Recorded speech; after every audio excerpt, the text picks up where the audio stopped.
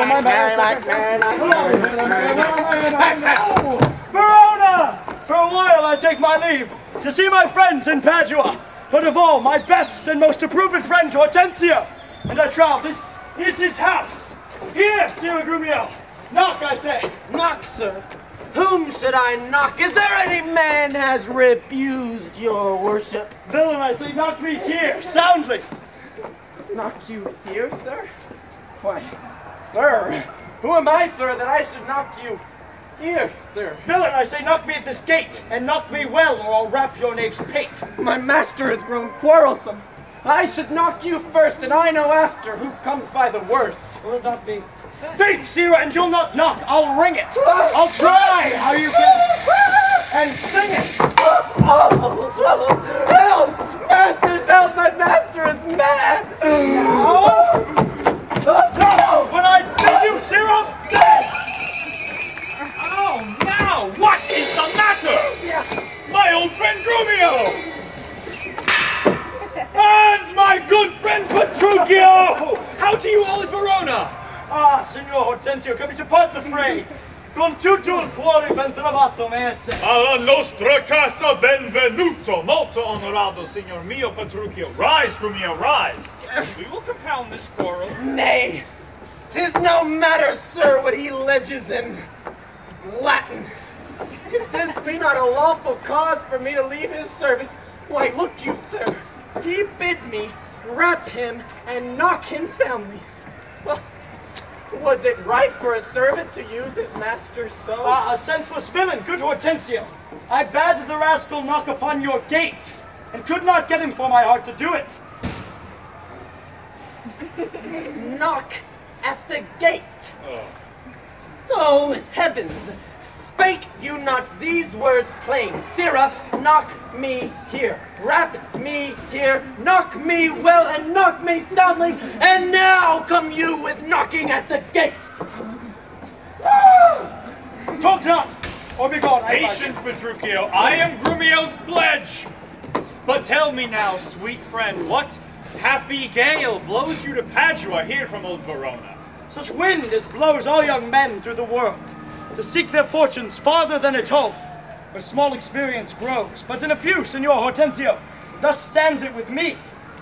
Antonio, my father, is deceased, and I have thrust myself into this maze, happily to wive and thrive as best I may. Crowns in my purse I have, and goods at home, and so am come abroad to see the world. Petruchio! Shall I then come roundly to thee, and wish thee to a shrewd, ill-favored wife?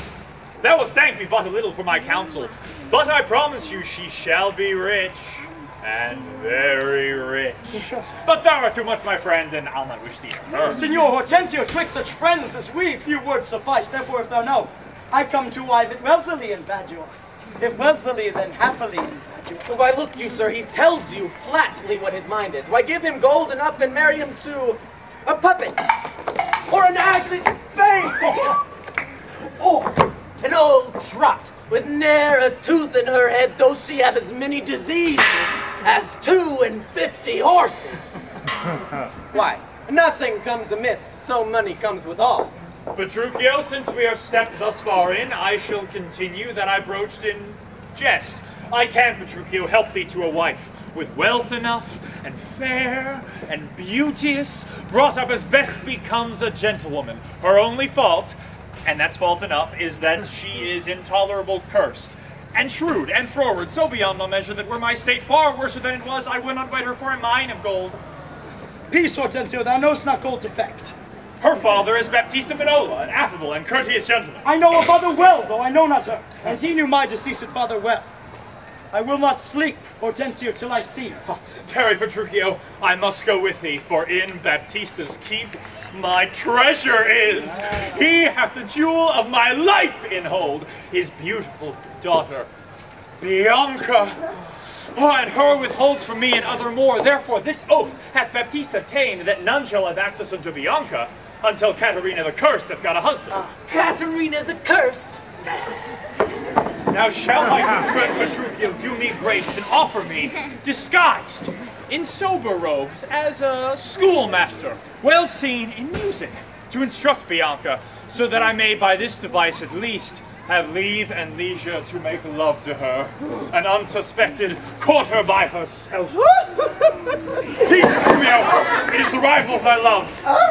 Peace, sir. Romeo! Love! God save you, Signor Gremio. And you're well met, Signor Hortensio. Trois, whither I am going. To Signor Baptista Manola. I promised to inquire carefully about a swordmaster for the fair Bianca. And by good fortune, I have found this young man. 'Tis well, and I have met another, hath promised to help me to a gentleman, a fine musician to instruct our mistress, so that by no whit I'll be behind in duty to fair Bianca, so beloved of me. So beloved of me. Beloved of me. Beloved of me. Beloved of me. Beloved of me. And that my deed shall prove. Gremio, 'tis now no time to vent our love. Here is a gentleman, whom by chance I met, will undertake to woo cursed Katherina, yea, and to marry her, if for dowry please. But will you woo this wildcat? Then give a little din can daunt mine ears. Have I not, in my time, heard lions roar? Have I not heard the sea puffed up with winds, rage like an angry boar chafed with sweat? Have I not heard great ordnance in the field, and heaven's artillery thunder in the skies? And do you tell me of a woman's tongue? Hush, hush, fear boys with bugs. For he fears none. Hortensio, hark! This gentleman is happily arrived, my mind perceives, for his good and for ours. I promised him we would be contributors and bear his charge of wooing whatsoe'er. And so we will, provided that he win her. I would he were assured of a good dinner. Gentlemen! God save you! Tell me, I beseech you, which is the readiest way to the house of Signor Baptista Manola? He that hath two fair daughters. Is he you mean? Even he, Biendello. Hark, sir! You mean not her to... Perhaps he and her, sir. What have you to do? Not her that chides, sir, at any hand, I pray. Sir, I love no chiders. Biendello, let's away. Well begun, Tranio. Sir, a word ere you go.